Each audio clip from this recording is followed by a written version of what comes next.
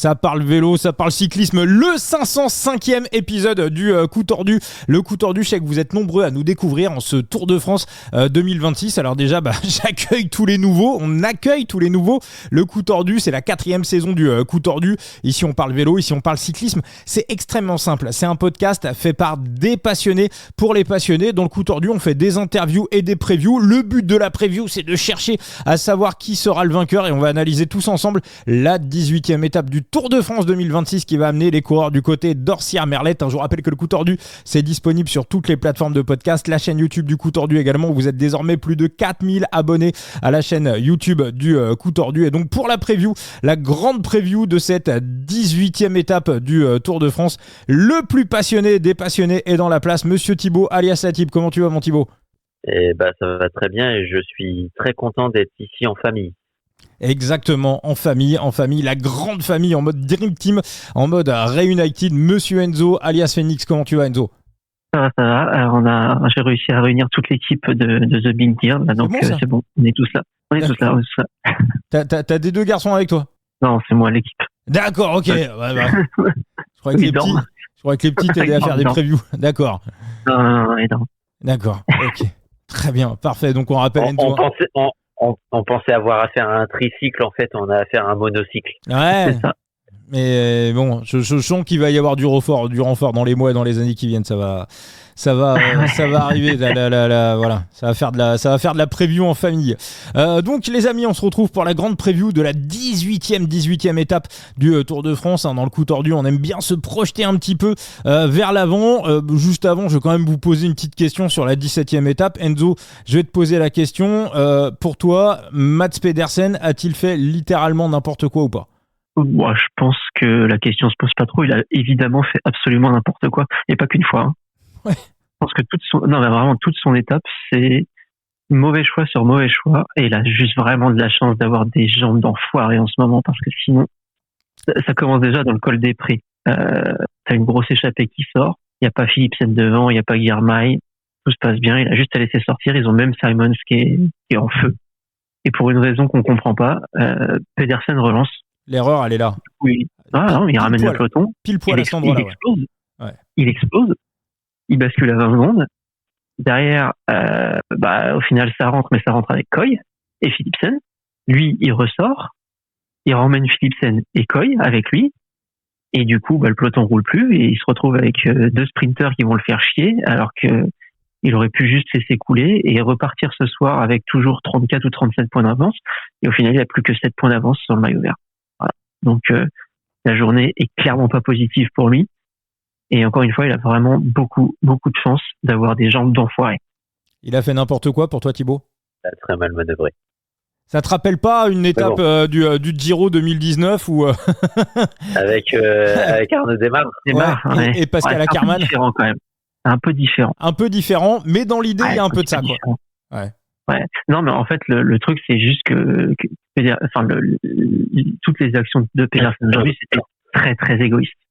Et je comprends, même Simon l'a dit, il dit oui, l'équipe s'en fout que je gagne une étape ou pas. Le plus important, c'est le maillot vert pour Pedersen.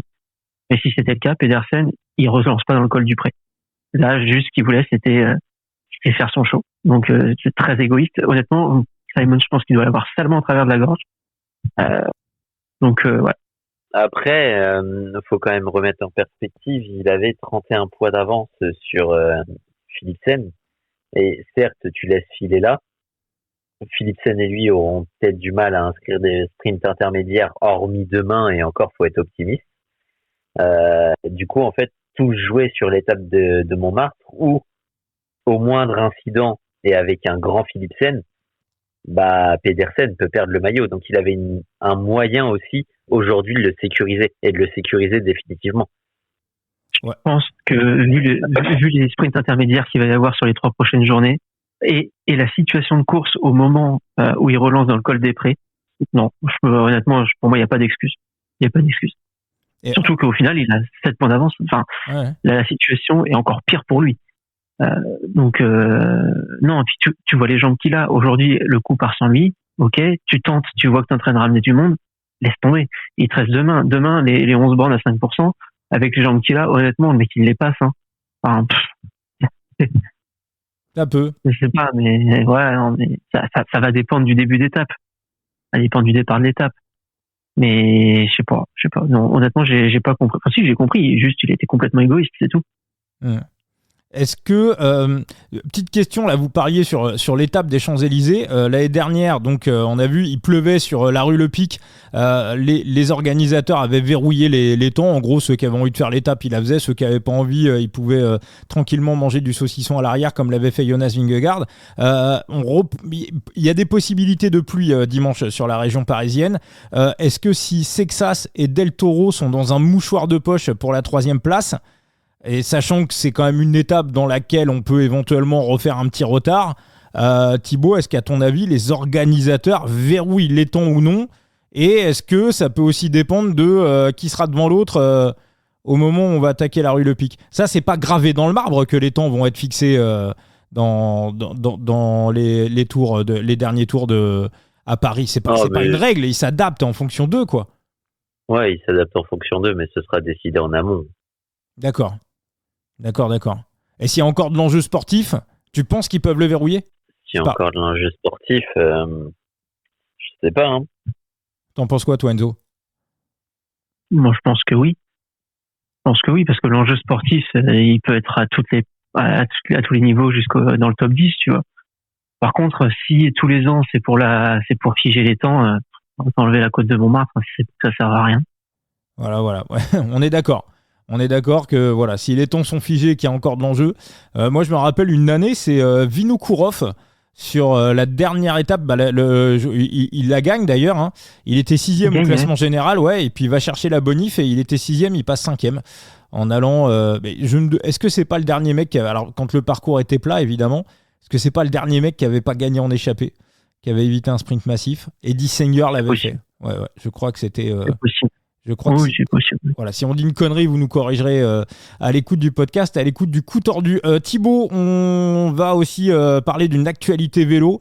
Là, ça commence un petit peu à se préciser au niveau des fameuses microdoses. Voilà, le fameux microdosage. T'es tombé sur un article bien intéressant qui, à mon avis, va faire réagir si c'est pas déjà le cas dans les heures, dans les jours et même dans les mois qui viennent. Tu me parlais à moi, Vincent ? Ouais. Parce que ça a sauté, donc j'ai absolument rien entendu, mais je me doute de ta question. Donc je vais t'y répondre. Oui, il y a un article qui est sorti sur certains médias et certains médias anglais. Je crois que c'est même sorti sur l'équipe. J'avais vu aussi Vélo Podcast qu'on avait parlé. Oui, en gros, il y aurait une manière de fourber un peu, on va dire, le passeport biologique avec les stages en altitude où tu y restes, parce que les stages en altitude se divisent techniquement, tu vois, t'as le choix entre dormir en altitude, t'entraîner en altitude et avoir des données physiologiques qui vont évoluer, dormir en altitude, t'entraîner bas et au niveau de la mer, évidemment tes données physiologiques vont évoluer aussi, mais tu auras pas forcément la même intensité. Et en sachant que tes données physiologiques évoluent avec l'altitude, de fourber un peu, on va dire, ce passeport biologique, puisque on le sait, le passeport biologique est fait pour détecter des anomalies, des données qui varient, des anomalies grâce au dopage. Sauf que en fait, il n'y a pas que le dopage qui les fait évoluer, il y a le stage en altitude. Et en fait, le stage en altitude pourrait être une excuse chez certains, pour en profiter pour avoir des pratiques un peu illégales et justifier un peu ces anomalies sur le passeport. Enzo, est-ce que plutôt que d'aller soulever des mecs à 2h du matin en plein Tour de France, est-ce que dans un monde idéal, est-ce que les contrôleurs de la lutte antidopage feraient pas mieux d'aller soulever des mecs à Calpe ou sur le volcan à Tenerife à 2h du matin en plein camp d'altitude? Évidemment que si, parce que s'il y a des choses qui se passent à 2h du matin, je suis pas sûr. Je pense qu'en stage, à mon avis, non.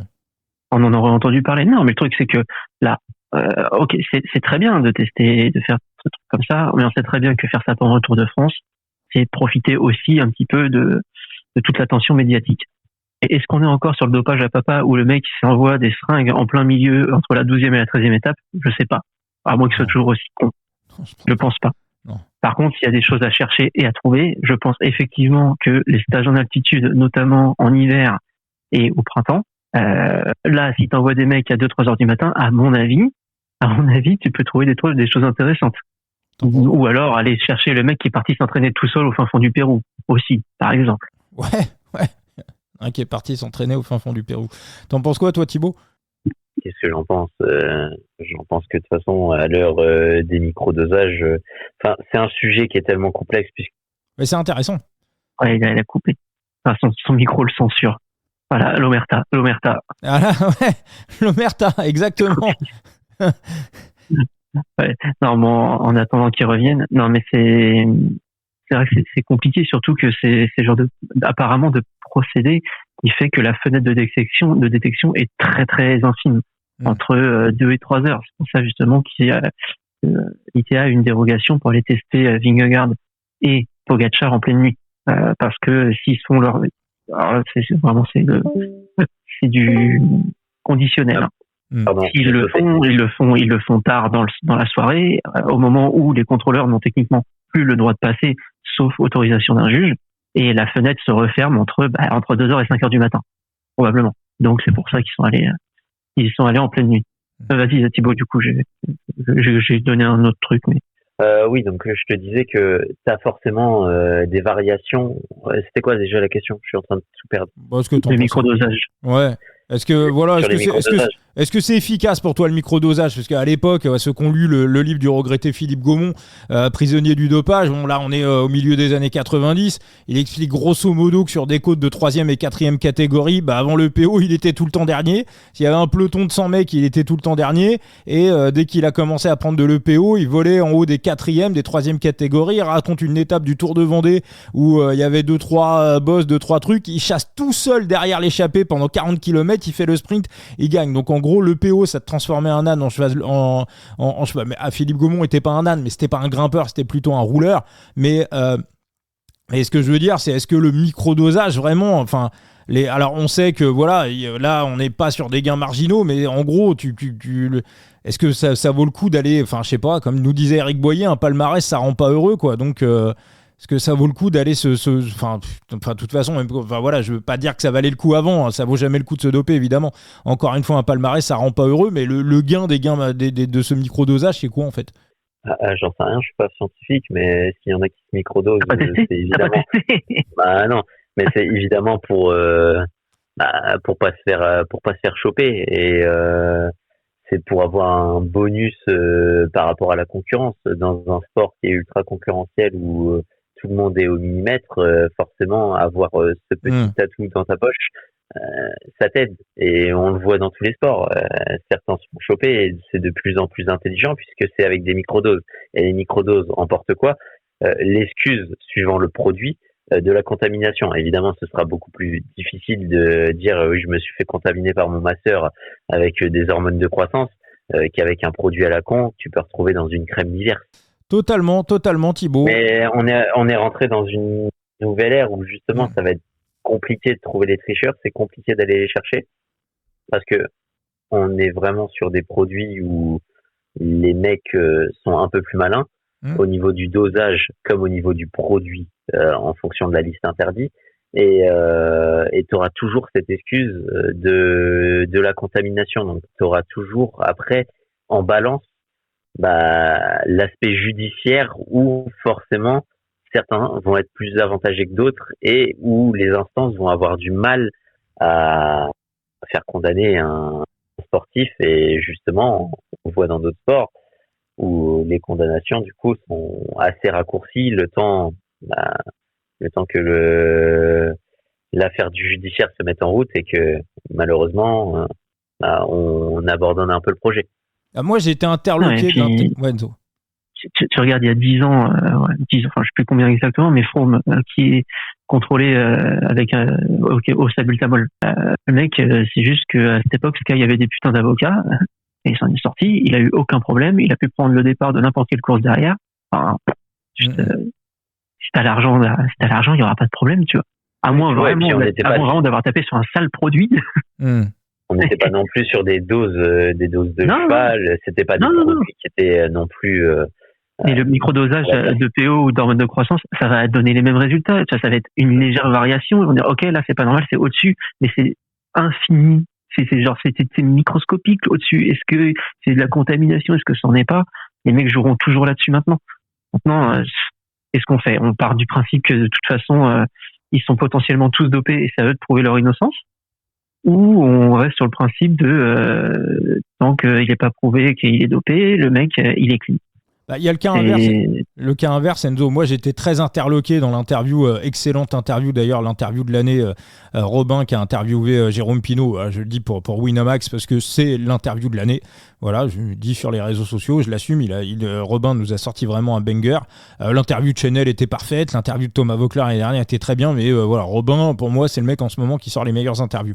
Et donc, elle est très bonne. Il y en a plein de très bonnes, mais Robin, c'est la Champions League. Et ça m'a interloqué de voir comment Jérôme Pinault, qui est un mec qui revendique avoir tourné toute sa carrière à l'eau plate et qui a cette réputation d'avoir tourné à l'eau plate, comment il défend Franck Bonamour. C'est-à-dire qu'on arrive en gros dans le cas un peu inverse. Il dit en gros, voilà, il s'est fait choper sur un passeport biologique un peu bizarre et Franck Bonamour, on sait qu'il a abandonné. Il a arrêté d'essayer de prouver son innocence parce que les avocats, les trucs, ça coûtait un pognon monstrueux et à un moment donné, il a lâché l'affaire. Donc on se retrouve un peu dans le cas inverse où on pourrait imaginer, alors moi je sais pas, j'en sais rien, mais on pourrait imaginer, Bonamour ou un autre, d'avoir quelques mecs comme ça qui de temps en temps seraient un peu lâchés en peinture pour dire regardez, vous voyez, on bosse. On chope des mecs, tu vois, parce que Voeckler l'année dernière disait le problème c'est qu'on chope plus personne. Donc Ravoir, moi c'est ce que j'attends un peu des perquises qui ont eu lieu sur le Tour de France, c'est avoir 2-3 gars, des no-name en fait, qui vont être un peu envoyés en peinture, tricheurs ou pas tricheurs, j'en sais rien, mais juste pour dire voilà, regardez les gars, on travaille en fait. Ouais, mais après, ce que tu appelles les no-names, c'est aussi entre guillemets, pour l'immense grand public, pour nous dans le podcast, il n'y a aucun no-name sur le Tour de France. Entendons-nous bien. Ouais. On va dire un petit poisson, comparé aux grosses équipes. Le problème, c'est que ces gens-là, c'est peut-être qu'ils font leur truc dans leur coin, parce que ils ont besoin de garder leur contrat, ils ont besoin de ci, ils ont besoin de ça, donc ils vont prendre des trucs les moins chers et peut-être les plus facilement détectables. Quand tu vas chercher dans une très grosse équipe, je pense que les mecs ont plus de moyens à mettre en place pour aller chercher le procédé pas forcément illicite, je précise, pas forcément illicite, mais le truc qui va être vraiment à la limite de la limite, mais qui donnera les meilleurs résultats en ne montrant, et dans lequel tu pourras quand même montrer patte blanche. Je dis ça, j'en sais rien, je suis pas... Ah si, 2024 le monoxyde. Ce que tu dis c'est factuel, voilà, 2024 le monoxyde. Et les mecs, après, quand tu les as en interview, que ce soit Vingegaard ou Pogacar, qui disent, non, moi, je peux pas, c'était juste pour faire un test, mais prenez pas les gens pour des cons, putain. Non, mais bien, tu vois, genre, bon, bref. Donc, de toute façon, maintenant, ce truc-là, ce procédé est interdit, donc tant mieux. Mais tu vois que, de toute façon, ils mettent plus d'argent dans la recherche et développement médical que dans le matos ou que dans l'entraînement. Donc, ça a toujours été comme ça, ce sera toujours comme ça, malheureusement. Là, on parle de vélo, mais j'imagine que c'est à peu près pareil dans tous les sports. Voilà, l'argent fait que ce vice est ancré dans le sport. Alors, tout le monde n'est pas comme ça, tout le monde n'a pas ce vice.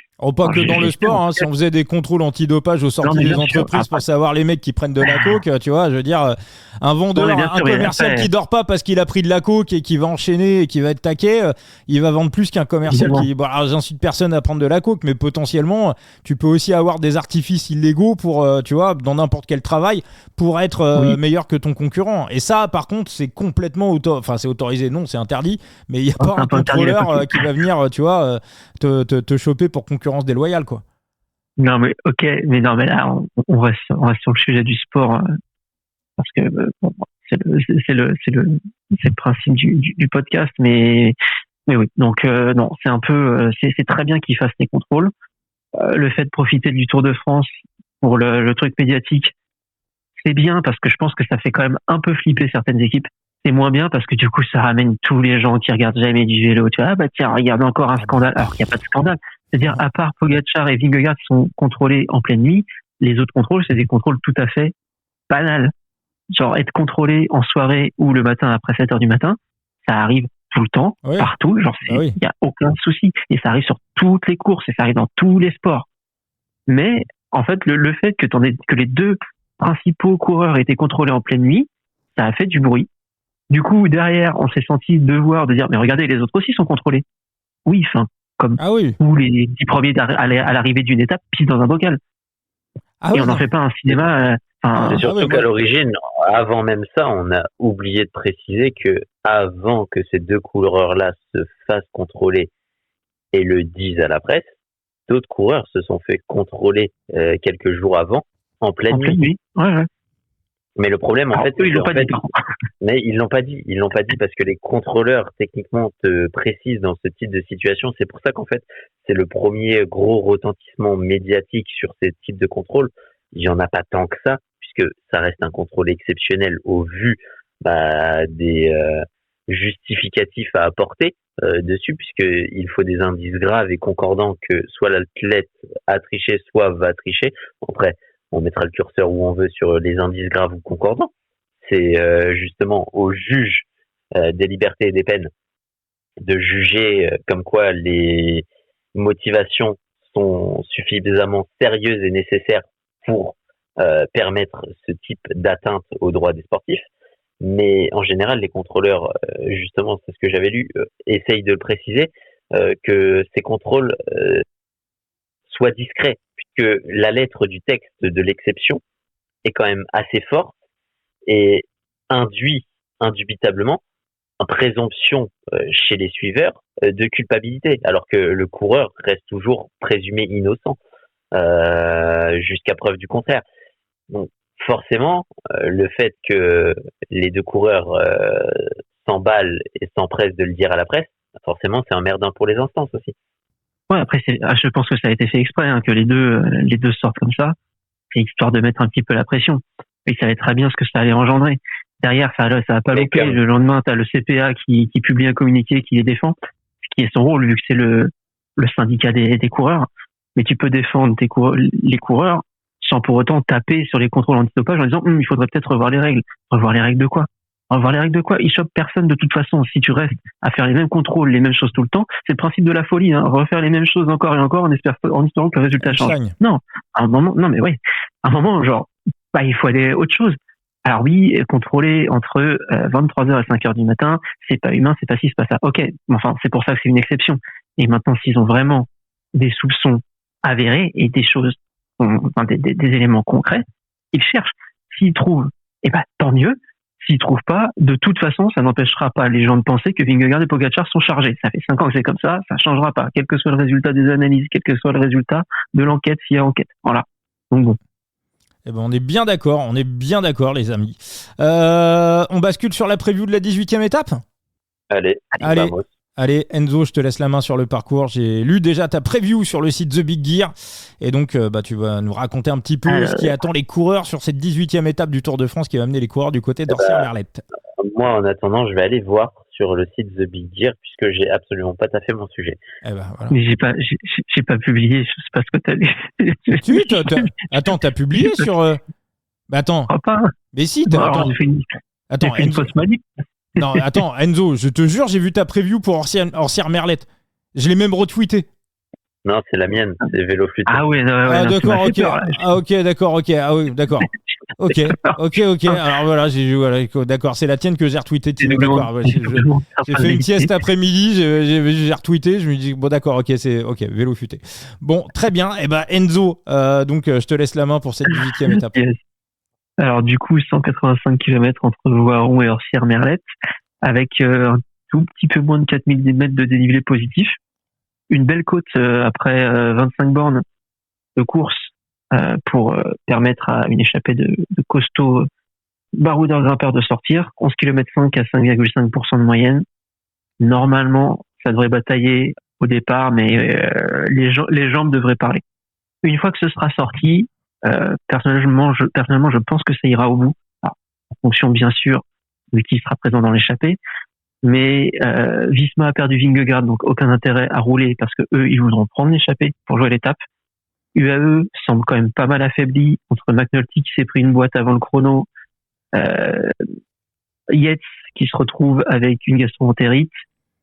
À mon avis, ils vont rester plutôt tranquillous pour être sûr de pas de pas se retrouver en galère. Donc l'échappée pour moi demain a une chance. Voilà. Ensuite tu vas enchaîner. L'étape est comme plutôt vallonnée. Hein. T'as 3 côtes qui vont être répertoriées le long du parcours et ça va être en fait c'est un peu les mecs vont être en prise tout le temps. Enfin, t'as pas une très très grosse côte après, mais tu auras toujours un terrain un peu mal plat avec des faux plats, des petites côtes, des petites descentes, et ce jusqu'à l'arrivée au pied de Orsières-Merlette, 7 km à 6,6%, plusieurs lacets. La montée est assez régulière, hein, t'as pas de gros changements de rythme. Voilà, il y a 6 ans, il y avait déjà une arrivée là-bas. Ça s'était joué au sprint entre les favoris, c'est arrivé de 15-20, groupe de 15-20 et Roglic qui s'était imposé au sprint au sommet. Là on verra parce que comme les leaders d'après moi devraient pas se jouer la gagne, on pourrait se retrouver avec une échappée un peu fleuve, peut-être 25-30 gars, des mecs qui voudront anticiper dans l'avant-dernière côte histoire de prendre un peu les devants par rapport à de plus purs grimpeurs qui seraient dans l'échappée. Et comme la montée est pas si difficile que ça, 7 km à moins de 7%, pour un grimpeur c'est rien, pour un baroudeur grimpeur c'est pas grand chose non plus. Donc on peut avoir un final sympa et pas forcément une course de côte. Thibaut, élément important, la météo. La météo va influer forcément sur le scénario puisqu'on aura un vent favorable toute la journée, oscillant entre 17 et 15 km/h, 16 km/h dans la montée finale. Est-ce que Thibaut, t'es sur la même idée qu'Enzo, à savoir les UAE qui laissent filer, pas de Bora, pas de décathlon pour prendre la course en main et un breakday qui va se jouer la gagne? Si d'autres équipes que les UAE prennent en main, c'est pourquoi, pour quel gain? Enzo l'a dit, ça reste une montée roulante. Maintenant, il y a une différence avec 2020 où Roglic s'est imposé, c'est que cette montée, elle est roulante, on va dire, mais c'était en 4e étape. Donc forcément, les corps sont frais et c'est beaucoup plus difficile de faire des différences. Là, au bout de 3 semaines de course, sur ce type de difficulté, c'est les jambes qui parlent et en général, tu as quand même un peu plus facilement des différences, surtout quand tu es au-dessus du lot. Je ne viserai absolument personne. Maintenant, les Emiratis, est-ce qu'ils ont intérêt à rouler demain? Enzo l'a dit parfaitement. Ils ont des blessés dans leur rang. Il y a 2 étapes qui sont assez charnières et notamment pour Isabel Del Toro, on l'a compris, plus que pour Tadej Pogačar. Donc, il faut garder les hommes, essayer que les blessures de McNulty se pensent un peu et que surtout Yates essaye de se rétablir. Donc, avoir une journée off pour les Emiratis, ce serait pas mal. Ça implique quand même une réflexion derrière, c'est que on le sait, les Lidl Trek ont gagné de l'avance au classement de la meilleure équipe actuellement, puisqu'ils ont 18 minutes d'avance. Ils peuvent littéralement exploser cette avance si les Emiratis les laissent filer. Et est-ce que les Emiratis vont avoir envie de défendre ce classement en sachant que ça peut mener un Yates qui est mourant actuellement, hors délai? Je pense qu'ils prendront pas le risque et qu'ils vont sacrifier leurs envies d'avoir ce maillot, ce classement de la meilleure équipe pour laisser les Lidl Trek l'emporter. S'ils avaient, s'ils avaient voulu maintenir le team classification, ils auraient roulé plus vite aujourd'hui derrière l'échappée. Ils auraient verrouillé à 3-4 minutes. Ils auraient tué Yates. Ouais, c'est pour ça. Ouais, Yates, il était quand même loin d'être hors délai, non? Il finit à combien des délais? Il y avait de la marge. C'était quoi? Ça faisait une 40aine de minutes, les délais? T'imagines? Ouais. J'ai pas regardé. Non, mais alors, il l'aurait pas mis hors délai. Non, mais bon, est-ce que ça vaut le coup alors que t'as déjà 2 mecs qui sont pas bien d'aller cramer les 3 autres qui sont encore en forme? Ouais. Non, c'est sûr. Alors que t'as 3 jours en montagne. Bien sûr. À un moment, à chasser tous les lièvres, tu peux finir par te faire baiser. Tu vois. Donc, je pense qu'il faut être un peu malin. Ils ont essayé de limiter déjà la casse déjà en ayant Poli devant. Oui, voilà. Mais bon. Mais ça n'a pas suffi. Ouais, moi je suis d'accord avec vous les gars. C'est surtout aussi à la vue de ce qui arrive, derrière. On a quand même 2 grosses étapes derrière, surtout celle de samedi qui est un véritable chantier. Donc je pense que même si on a vu les UAE en pleine forme, je pense que potentiellement Ils auraient pu la laisser filer. Après, ça va quand même se testouiller entre leaders dans Orsière-Merlette. Orsière-Merlette, c'est quand même une ascension qui est bien taillée pour le punch de Del Toro. Ça peut se jouer à peut-être pas grand-chose dimanche entre Del Toro et Sexas, quoique sur la 20e étape, il y en a un des deux qui peut péter. Mais voilà, pour l'instant, ça joue à coup de seconde pour le podium. Donc entre Torito et Sexas, je pense quand même que UAE va essayer de mettre un petit train-train dans Orsière-Merlette pour essayer de faire grappiller quelques secondes à Torito, qui est censé avoir un meilleur punch que Sexas. Mais je suis assez d'accord avec vous sur le breakday, sur le scénario échappé, que je vois plus, sauf si la Bora se mettait à péter un plomb et à rouler. Mais honnêtement, Remco qui se sentirait pousser des ailes. Il a dit non, Evenepoel, il a dit non. Il a dit, lui, c'est la deuxième place. Il a assez d'avance sur le troisième et le quatrième. Vu comment la forme est hyper ascendante, enfin, il a clairement le momentum de son côté. Ah oui, il est en pic là. Non, il a aucun intérêt à faire ça. Ouais. Le seul intérêt, c'est quoi? C'est essayer de tréfler un groupe de leaders au sprint pour une 3e victoire d'étape. C'est un peu de la gourmandise, en sachant qu'il y a quand même 2 journées qui arrivent qui sont assez cruciales. Non, je suis d'accord avec vous. Alors, Thibaut, si quelqu'un doit remporter cette étape, est-ce qu'il y a un nom, est-ce qu'il y a plusieurs noms qui te plaisent? Je vais rappeler que jouer avec Excel comporte des risques. Ça, c'est pour ceux qui mettent de l'argent dans les paris sportifs, également pour ceux qui jouent en fantasy, parce que maintenant, même jouer en fantasy, ça comporte des risques, et c'est vrai. Donc voilà, donc quel que soit le jeu, faites-le de manière raisonnée. Le conseil du coup tordu, c'est le putain de management bankroll. Ne vous mentez pas à vous-même jamais. Tenez des bilans sérieux, des bilans précis. Notez tout et jouez vraiment des micro-mises par rapport à votre bankroll, et vous verrez comme ça sur le long terme si vous êtes fort ou pas, sachant que c'est extrêmement compliqué d'être gagnant sur le long terme dans les paris sportifs. Donc Thibaut, est-ce qu'il y a pour toi un nom ou plusieurs noms comme ça qui ressortent un petit peu du lot? Faut établir déjà le scénario de cette course une fois qu'on est devant. Je pense que si on se projette, l'échappée devrait se former dès la première difficulté du jour, et ça devrait être une grosse échappée fleuve, donc une échappée fortement composée. Qui dit échappée fortement composée dit quand même équipe surreprésentée. On a une montée certes roulante, mais on a un vent de dos, et en général ce type de conditions favorise un peu ce qu'on appelle le scénario de la fuga. Donc est-ce qu'on aurait vraiment un grimpeur qui gagne depuis l'échappée, ou est-ce qu'on aurait plutôt un rouleur grimpeur, voire grimpeur rouleur qui s'impose? Je partirais plus sur ce genre de profil, des mecs qui se sont montrés jusqu'alors, des mecs qui sont en forme. On est en 3e semaine, donc c'est des mecs qui se sont montrés, c'est des mecs qui ont réussi à s'extirper aujourd'hui, parce que faut être costaud. Donc c'est pas une tare pour moi d'avoir été en échappée aujourd'hui de cette donnée, puisque de toute façon, dans tous les cas, les mecs qui vont se montrer demain, c'est des mecs qui sont en forme.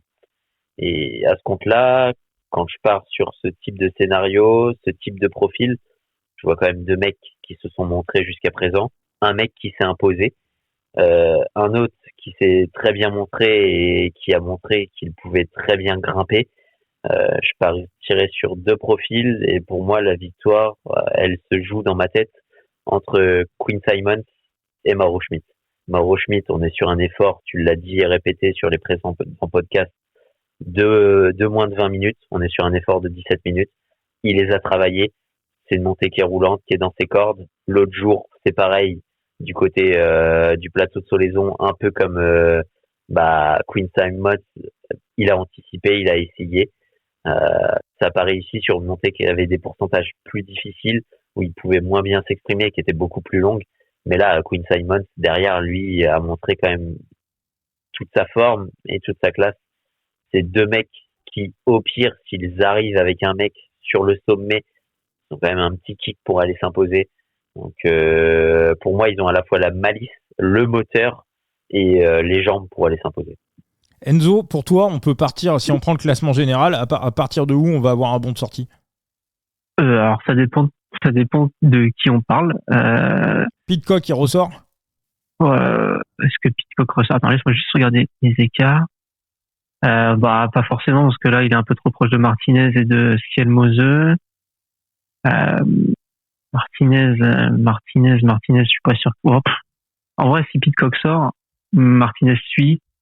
Si Martinez suit, est-ce que Scielmose suit? Enfin, tu vois, ça peut, là, on va rentrer dans le moment où chaque mouvement peut entraîner une réaction en chaîne. Voilà. Je pense qu'à partir de Voisard, on est relativement serein. Il y a quand même 10 minutes entre Jegat et Voisard, donc je pense pas que ce soit trop la catastrophe. Si Jegat ressort, je pense pas que Pidcock bouge. Je sais pas trop. Allez, je dirais Jegat, à partir de Jegat. À partir de Jegat, on bouge pas. Le reste, si Pidcock bouge, ça peut entraîner une réaction en chaîne. Sachant qu'il peut bouger, hein, parce qu'au vu de ses déclarations... mais tu vois, genre s'il bouge, clairement, Martinez y va. Il a envie de recourir comme il a couru sur la deuxième semaine et de bien figurer au classement général. Je ne sais pas s'il l'un va avec l'autre. Non, en fait, j'avais pas vu, mais Scielmose, il a quoi, 2 minutes 40 d'avance sur Martinez. En vrai, si Martinez sort, je suis pas sûr que ça suive derrière. Alors, on va dire à partir de Martinez. Ah ouais, si ça sort, sachant que l'échappée peut quand même aller un peu loin, si ça sort à partir... Après, Lenny, je pense pas qu'il soit dans une stratégie de sortir. Je pense pas non plus. Donc, Mais Pidcock, oui, et Pidcock, je pense... Je sais pas. Mais par contre, si Pidcock sort, Bahreïn va contrôler derrière. Ouais, mais... Sauf que Bahreïn, ils ont pas l'air vraiment de contrôler pour Lenny. Hein. J'ai pas l'impression que les mecs, ils mettent vraiment beaucoup à la main la patte pour lui. Hein. Bon, alors Lenny sortira dans la première ascension.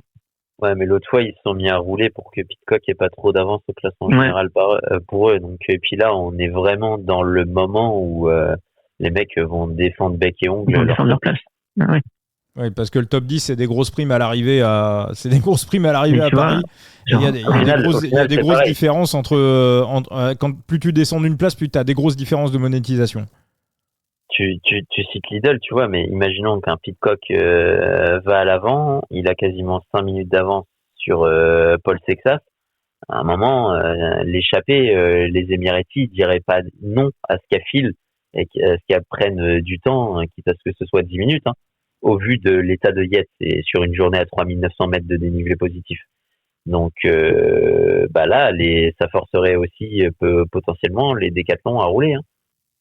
Non, mais tu vois, genre demain, Jegat et Voisard, je pense que ça peut sortir. Surtout quand tu vois la gueule des 2 étapes qui vont arriver, où c'est 2 bons grimpeurs, mais ils devraient souffrir quand même pendant le week-end. Voisard et Jegat devraient souffrir. Donc demain, c'est peut-être la dernière vraie chance pour des échappés de reprendre beaucoup de temps. Jegat a eu du flair aujourd'hui. C'est parfait. Hein. Là, il se retrouve avec plus de 10 minutes d'avance sur le 10e. Et quasiment 11 sur le 11e. Donc là, il a une belle marge pour voir venir. Demain, moi je pense que, je sais pas si Jegat ressort, parce qu'il a peut-être plein les pattes pour l'instant, mais Voisard, demain je pense que ça sort, par exemple. Ah oui, à Nice, il n'y a pas de problème. L'interrogation, c'est... Mais tu vois, de toute façon, Jegat, en fait, c'est surtout que Voisard, ça va sortir. Pourquoi? Parce que Carapaz va sortir, déjà. Carapaz va sortir parce qu'il va falloir qu'il aille chercher des points. Ou le maillot à poids. Donc si Carapaz sort, Van Wilder, il va sortir. Hein? Entre Carapaz et Voisard, il y a 1 minute. Carapaz, il est à 25 minutes. Oui, et Voisard, il est à 24. Ah oui, il est à 24. Oui, il est à 24. Non, je parle pas de Jegat. Ouais. Non, mais Voisard, je pense que Carapaz s'en pète un rein de la 10e place, mais de fait, il va devoir sortir pour jouer les points. Et si l'échappée va au bout, Voisard est obligé de sortir. Maintenant, ça veut pas dire que Jegat est obligé de sortir parce qu'il a 10 minutes d'avance. Mais si on laisse l'échappée prendre 10 minutes, à un moment, ça va le faire chier. Est-ce qu'il va prendre le risque? Parce que c'est pas Total qui va contrôler, ça c'est sûr et certain. Donc, ouais, je sais pas, mais entre la 8e et la 20e et la 20e place, je pense qu'on va avoir pas mal de mecs devant. Tout ce qui est Carapaz, Voisard, Piganzoli, Johannessen. Je pense pas. Je pense qu'il va attendre les 19e et 20e étapes. Je crois que c'est celle-là qu'il avait ciblé en interview il y a 2 jours, qui lui conviennent mieux que Orsière Merlet de toute façon en termes de niveau ascension. Donc ouais. Mais sinon, pour en revenir au vainqueur d'étape, je suis plutôt d'accord avec Thibaut. J'aime bien le profil, le pic Simons. J'aime bien. Le mec un peu moins. Alors attends, Enzo, là tu mets le doigt sur un truc. Je me suis fait engueuler par un mec sur YouTube parce que hier dans le podcast j'ai dit que Quinn Simons, je l'ai appelé le Trumpiste. Je suis désolé, on va avoir une pensée à lui là, ami auditeur du coup tordu là, voilà, ça va travailler le matin, ça passe à la station-service, donc vous allez avoir une pensée pour Donald Trump et pour Quinn Simons en mettant le plein d'essence, mais je l'ai pas inventé. Quinn Simons, c'est un immense fan de Donald Trump, il s'était même fait sanctionner par son équipe pour ça, j'ai quand même pas inventé ça. Ouais, mais mec, c'est littéralement le porte-étendard des États-Unis. Bah, ouais, enfin de Trump, hein, tu peux être le porte-étendard des États-Unis et pas blairer Trump, hein, mais ça existe aussi. Mais bon, le mec avait été sanctionné par son équipe justement parce qu'il lui avait fait un appui politique sur les réseaux sociaux. Et enfin voilà, je vais pas remettre l'histoire, mais enfin il l'assume complètement, donc je l'invente pas. Donc voilà, le mec m'a dit réfléchis un peu, t'entends ce que tu dis, espèce de boomer, machin. C'est pas, j'y peux rien, c'est pas moi qui ai inventé quand même quoi. Après, je sais pas si on doit ou si on peut séparer le cycliste du Trumpiste, mais en tout cas demain, séparons le cycliste du Trumpiste alors. juste pour 2 minutes. Ouais. Non, mais là, l'ascension, ça va être sur quoi, 16-17 minutes. C'est vrai, en tout cas, moins de 20 minutes. Moins de 20 minutes, ouais. C'est un effort qu'il est totalement capable d'encaisser. Quand tu vois ce qu'il a fait sur le plateau de Solaison, il fait top 10 quand même de l'étape. Sans lui, Ayuso perd peut-être encore un peu plus de temps. Enfin, les jambes qu'il a, c'est impensable. C'est impensable comment il est fort. Ouais. C'en est ridicule. Ouais. Donc demain, et par contre, ça c'est l'avant-dernière côte là, qui a quelques kilomètres avant le pied de l'ascension vers Orsières-Merlette. C'est le moment de l'anticipation. Voilà, c'est là où il sort. C'est là où des mecs moins bons grimpeurs sortiront aussi. Des gars comme Carapace, Paré Peintre, qui sont là aussi pour les points, eux, ils attendront parce qu'ils vont dire, on va pas aller se tuer sur la partie de transition pour gratter 20 secondes, 30 secondes, alors qu'on pourrait les récupérer. Donc, récupérer du temps sur un Simon, sur une montée de 30 minutes, c'est facile. Sur une montée de 16-17 minutes, mec, c'est une brutasse, hein. Et surtout que t'as pas de gros pourcentage où il va buter, en fait. Ouais, il est poussé par le vent. Il va pas buter. Donc s'il aborde l'ascension avec un peu d'avance, il suffit que derrière ça s'attaque et qu'au final les mecs, personne veut en faire trop plus que le copain derrière, il peut garder son avance. Donc c'est pas un mauvais choix. Moi il y avait un autre gars qui m'intéressait, mais je pense que la montée est pas assez longue pour lui. C'est Arensman. Oui, si, grimpeur rouleur, si, ça colle. Ouais, mais il est quand même mieux sur du long. Ouais, sur du long. C'est sur le long qui fait les différences. Il n'a pas de punch. Il n'a pas de punch.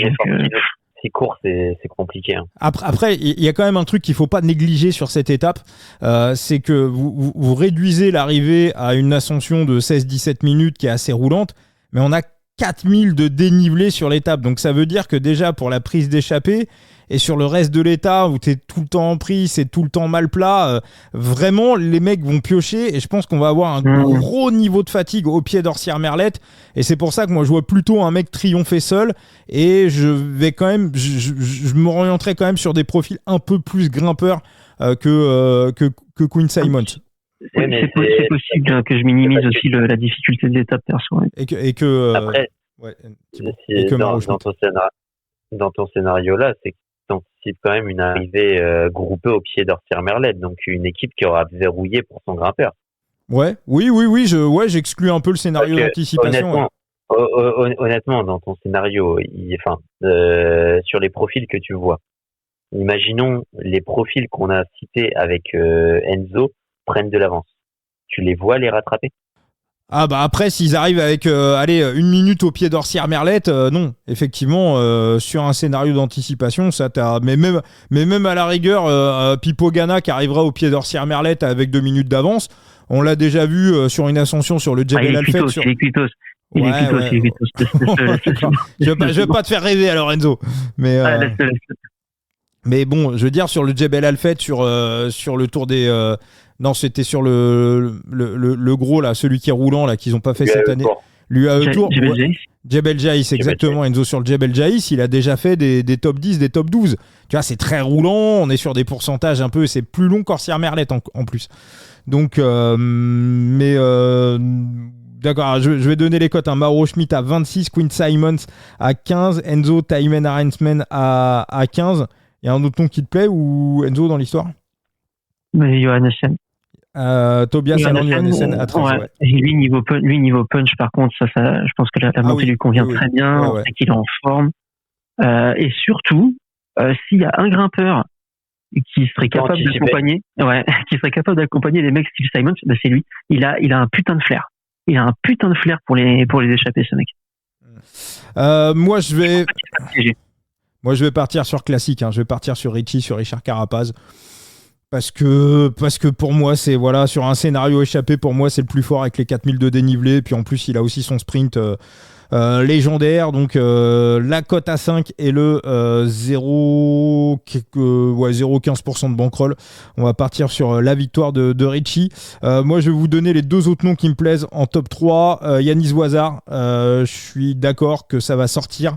La dernière fois dans l'échappée, c'était le plus fort de l'échappée ou le deuxième de l'échappée. C'est aussi un mec qui a un bon petit sprint, qui sait aussi faire. Et si Pidcock est dans l'échappée, il va avoir l'excuse quand même de pas trop rouler. Et j'espère un truc, c'est que à la Tudor, ok, Yanis, c'est pas le plus gros salaire. Je pense qu'il y a un problème un peu, on va dire de hiérarchie à la Tudor actuellement. C'est-à-dire que les gros salaires, on les connaît. C'est Marc Hirschi, c'est Julien Alaphilippe.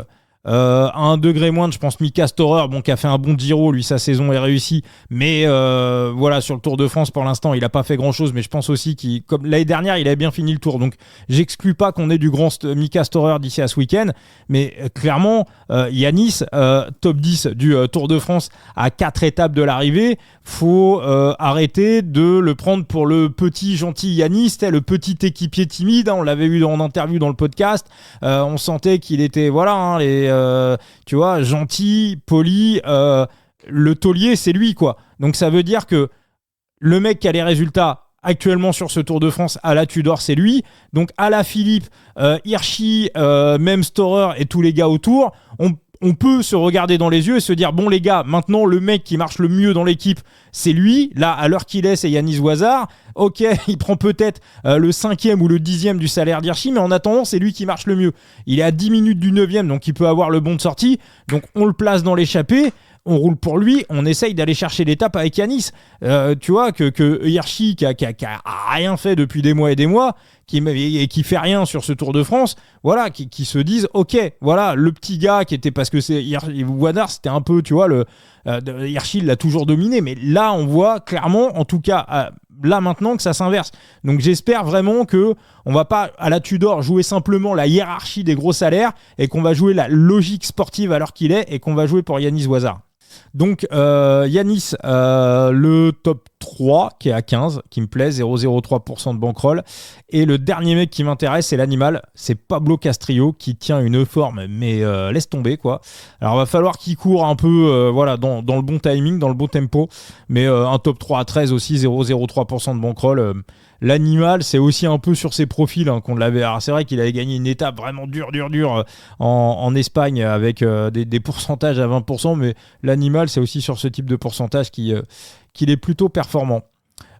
Thibaut, t'as d'autres noms à donner, des mecs que t'attends, je sais pas, du top 3, du top 10, du top 6, du match-up? Donc on allait voir les top 10. Moi, j'hésitais sur le match-up Voisard-Pidcock en me disant peut-être que Pidcock va pas pouvoir sortir, alors que j'ai pas d'interrogation sur le fait que Yanis Voisard va pouvoir sortir. C'est sûr, il sort. Enfin, il peut sortir. Il peut, mais il y a Est-ce que du côté de certains leaders, un peu comme Yanis Voisard, il n'y a pas aussi l'appréhension des 2 prochains jours et de vouloir en garder? Eh ben justement, la clé, c'est de mettre. Il doit prendre de l'avance. Voilà, il doit prendre de l'avance. Et puis c'est de mettre aussi d'autres Tudors dans l'échappée. Tu vois, de manière à ce que, tu sais, une fois que le groupe il est sorti, tu fais pas forcément beaucoup. Si c'est un gros groupe et que tu as quelques minutes d'avance, tu vas pas faire forcément beaucoup plus d'efforts à l'avant qu'à l'arrière. Si t'as, non, c'est sûr, parce que si t'es à 6 ou 7 derrière toi, ça te. Si t'es à 6 ou 7 et que tu tournes, ouais, tu vas faire des efforts. Mais si t'es à 25-30 avec 3 équipiers qui font le travail pour toi, en vrai, tu perds pas beaucoup plus de gomme à être à l'avant. J'ai du mal à le voir à l'avant, mais bon, si vous le dites. Ah, écoute, moi je pense qu'il aurait tort de pas y aller. En plus, c'est un beau tracé pour lui. Non, franchement, je suis assez d'accord avec Vincent. En plus, toi aussi, tu vois une grosse échappée. Limite, le gars, il peut se cacher et pas mettre un coup de pédale, tu vois. Et comme le peloton aura pas d'intérêt normalement à revenir, ça veut dire que l'étape va pas être menée tambour battant pendant 180 bornes. Il va pas se faire spécialement beaucoup plus mal, en tout cas sur la majeure partie de l'étape, en étant à l'avant qu'en étant dans le peloton. Effectivement, comme dit Vincent, si c'est un groupe de 6-7 mecs, ouais, bon là, mais si t'as un gros groupe, franchement, c'est comme Gégat aujourd'hui, c'est con de pas en profiter. Au final, Gégat, c'était 8 minutes gratos qu'il a pris. Et tout le monde a souffert pareil sur la première heure et demie de course. Hein. Pas que les gars qui ont finalement fini dans l'échappée. Mais tout le monde a souffert. Là, demain, c'est la dernière chance pour des gars qui peuvent essayer, qui veulent essayer de rentrer dans le top 10. Bon, j'ai compris que pour Piganzoli, c'est pas une priorité. Sinon, il aurait essayé aujourd'hui. Il veut viser une étape. Alors, est-ce qu'il y a demain, je pense que demain, Piganzoli, je pense qu'il sort. Et tu le vois pas. Et tu le vois faire quelque chose ou pas? Parce que ça, c'est une interrogation, Piganzoli. Hein. Il devait pas faire le Tour de France. Et il a aucune préparation. Voilà, c'est ça. Il a aucune prépa. Il arrive, il a fait top 10 du Giro. Tout de suite, il enchaîne avec la victoire en Occitanie. Ouais. Il a une pause de 10 jours et après, on lui dit, viens faire le Tour de France. Voilà. Ouais, c'est la première fois de sa vie où il fait 2 grands tours, où il a fait le premier à bloc. Pas vraiment de gros temps de repos, de vrai repos entre les deux. La 3e semaine, moi, j'ai un peu peur qu'il explose, tu vois. Mais s'il y a une journée où je l'imagine en mesure d'être présent et de pouvoir faire quelque chose, c'est demain. Et les étapes 19 et 20, je pense qu'il va souffrir. Je pense qu'il va souffrir. Et surtout, j'ai l'impression que Kuss sera peut-être plus la carte. Ah oui. Sur les étapes de la Côte d'Huez. Chance d'aller en claquer une. Ouais. Parce que Piganzoli a été interviewé pendant la journée de repos et parlé par un magazine italien. Je lui demandais du coup, mais tu vises le top 10, tu vises une victoire? Il dit non, plutôt la victoire. Parce qu'il dit de toute façon, je suis trop loin du top 10, donc il faudrait prendre une échappée, il faudrait que les mecs soient pas là, blablabla. Il dit faire entre 11 et 13, c'est la même chose. Par contre, gagner une étape, ça ferait la différence. Donc, j'ai compris entre les lignes qu'il va tenter. S'il doit tenter, pour moi, c'est demain. Ouais, ça risque d'être un petit peu court avec... Mais je pense qu'il va être trop juste. Je pense qu'il va être trop juste. Ok. Thibaut, t'as repéré autre chose qui pouvait éventuellement t'intéresser? Toujours dans ce scénario d'anticipation, même s'il a potentiellement Tobias Allan Johansson, podium de Magnus Cort sur ce type de profil à 75. Ah oui. Bah, tu vois, c'est pareil, ça c'est s'il est devant, tu vois, il peut y avoir pas mal de mouvements. Bah, de toute façon, vent de face, je t'aurais dit oui tous les jours. Ouais, et puis là, honnêtement, c'est du. Pour moi, ça va être du décousu au possible avec des groupes qui partent ici et là. C'est un mec malin. Tu me diras Tobias Allan Johansson aussi, mais tu sais, il peut aller chercher un résultat. Le problème de Cort, c'est les 12 bornes à plus de 5% au départ. Hein. À mon avis. Je dis pas qu'il en est pas capable, je dis juste que ça va vraiment dépendre de qui forme l'échappée. Moi, j'ai le souvenir de Cort sur une étape du Tour de Romandie, je crois, ou le Tour de Suisse, je sais plus. Mais il y avait un col, il y a un hors catégorie de 20 bornes à la fin. Et ils ont pioché pour le reprendre, ils le récupèrent à 1 kilomètre de l'arrivée. Ouais. Ouais, je me suis dit, ah ouais, le mec, quand même, il pleuvait, il était froid. Quand ouais. Mais si, en one time, il peut. La question, c'est d'être devant, en fait. Pour moi, en fait, à partir du moment où il est devant, c'est un mec qui est tellement malin qu'il y a un moment, il va prendre le bon coup, tu vois. Il sait les sentir. Donc après, le podium à 75, il ne le sera plus, quoi. Ok. La question, c'est s'il est devant. Mais s'il est devant, putain, ça va être un client. Hein. C'est vrai. Enzo, un petit dernier nom sur lequel tu vas avoir le curseur? Non, après, je pense qu'on a fait le tour. Là, en 3e semaine, on sait exactement les noms qu'on va trouver devant. Donc, il y a pas, ce serait quand même assez étrange qu'on retrouve un gars qui d'un seul coup se réveille et vient gagner une étape alors qu'on n'a pas entendu son nom depuis le départ. L'étape est quand même difficile. Le tour a été difficile. Le théorème Nicolas Fritsch. Nicolas Fritsch qui ne connaît pas le théorème Nicolas Fritsch. Je pense qu'on Nico, tu connais le théorème Nicolas Fritsch? Non, c'est quoi? C'est toi qui l'as inventé. Ah bon? On l'embrasse, Nico. Et ouais, non, mais oui, je suis. Non, mais oui. Ça serait surprenant d'avoir un mec qui sort de la boîte comme ça, tu vois, genre. Voilà, Tibéri par exemple. Tu vois, pourtant, Tibéri, ça serait une bonne étape pour lui, hein, tu vois. Le vrai Tibéri. Mais là, tu vois, grimpeur rouleur, il aime bien aussi, quoi. C'est aussi des temps. Ouais, mais un mot sur Tibéri, parce que je sais que il y a une petite hype sur Tibéri justement demain. Ah ouais d'accord. Ah ouais, d'accord. Ouais, du fait de sa 15e place du côté du plateau de Solaison. Ouais. Bah écoute, tant mieux pour lui. Du mal à y croire. Ouais, je sais pas. Bah après, Ouais, non, peut-être. Non, le Tibéri du Tour des UAE, je dis pas. Hein. Ah oui. Le Tibéri de février à juillet, j'ai un peu plus de doutes. Ouais. Il a perdu son Il a combien? Parce qu'il est à 75 en victoire. D'où le fait qu'il y ait une petite hype aussi. Mais bon, après, on rentre quand même dans un momentum où si on se penche strictement côte et Paris, il y a pas déjà il y en a pas énormément sur le Tour de France. C'est une course qui est tellement dure, c'est les champions qui s'alignent. Donc du coup, trouver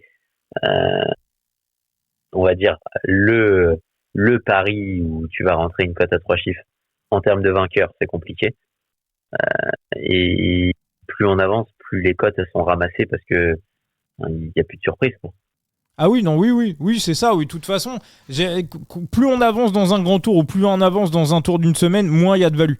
Ça, c'est d'où mon no-bet sur la 17e étape. Hein. C'est sûr qu'en fait, clairement, les values sur un grand tour ou sur un tour d'une semaine, si vous voulez prendre de vitesse les bookmakers, c'est clairement sur le début des courses, quoi. Après.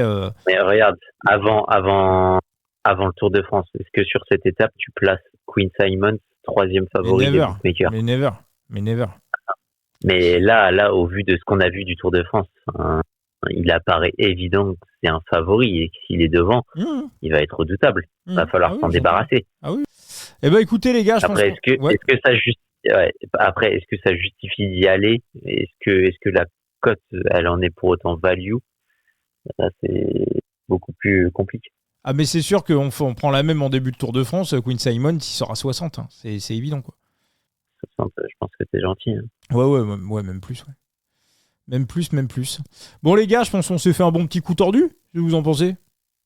Ah écoute, c'était sympa. Ah bah grave, de ouf. Enzo, donc, elle sort quand la preview? Alors The Big Air, putain, j'étais persuadé que c'était ta preview, quoi, tu vois. T'inquiète, c'est pas grave. Non, ça sort dans la soirée. D'accord, donc voilà. C'est parce qu'on se ressemble tellement, tu vois, quand on a les mêmes previews. C'était dans le gars, il tient, je retweet Enzo, et c'était toi Thibaut, vélo futé.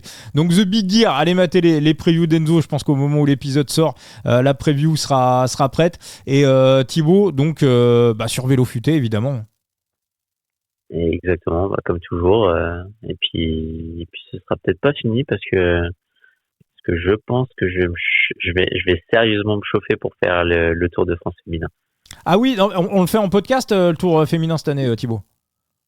Ah bah parfait. Ah bah oui, non, on fait voilà, je vous annonce un peu la suite du programme parce que le Tour de France va se terminer, mais le coup tordu ça continue, il y a la Classica San-Sébastien qui arrive, le Tour du Danemark, le Tour de Burgos, la Vuelta a España, le Tour de France féminin, on est de tous les combats, voilà, on sera là, le Tour de Pologne bien évidemment, le fameux Tour de Pologne, j'aime bien, tu sors du Tour de France, c'est live, c'est le truc, et là, bam, tu vois, et là le Tour de Pologne, là tu reconnais les vrais parmi les vrais, quoi, les fidèles parmi les fidèles, tu vois, ça c'est, tu vois, quand tu regardes le Tour de Pologne, c'est tu vois, t'aimes le vélo, quoi. T'es un puriste, en fait. C'est vraiment le Tour des puristes. Merci à tous les deux, merci à tous. Le coup tordu, donc on se retrouvera demain pour la preview de la 19e étape. Et je vous le dis pour tout le monde, je suis sur RMC donc ce jeudi, donc prologue, donc sur la radio digitale, donc RMC Tour de France de midi à 14h, donc pour le prologue avec Flo, avec Janus Sport, avec Tanguy Turgis. Je sais pas qui y aura d'autres, peut-être Ludovic Duchesne, je sais pas qui sera avec nous. Et pareil, pour le débrief entre 18h et 19h, pareil, sur la radio digitale RMC pour la libre antenne, vous pourrez appeler, réagir en direct et voilà, poser des questions à Flo, à Janus. Ouais, Thibaut. Je peux me permettre un truc que j'ai vu là sur les réseaux et qui est assez drôle. Vas-y mon Thibaut. Enfin, c'est drôle, pas forcément. Pas sur sur Instagram avec Brandon McNulty qui a posté une petite photo en commentaire. Je crois que c'est de son post Alors, il y a sur contrat extension le Titi. jusqu'en 2030, ça Sur le ça. Titi. Non, mais il a posté la photo de la voiture avec l'immatriculation du mec qui l'a fauché hier. Attends, sur son compte Instagram ? Ouais, en commentaire, ouais. Alors, attends, sur quel commentaire sur le commentaire de quoi ? Là, Brandon. Ouais, d'accord, mais sur quelle publication, en fait ? Un Titi, est-ce que c'est le sien? Est-ce que c'est le sien ou est-ce que c'est... Je vois ça sur les réseaux. Il n'a pas publié, parce que ça doit être chez les Emiratis. Sur le compte Instagram des UE ? Écoute, là, hop.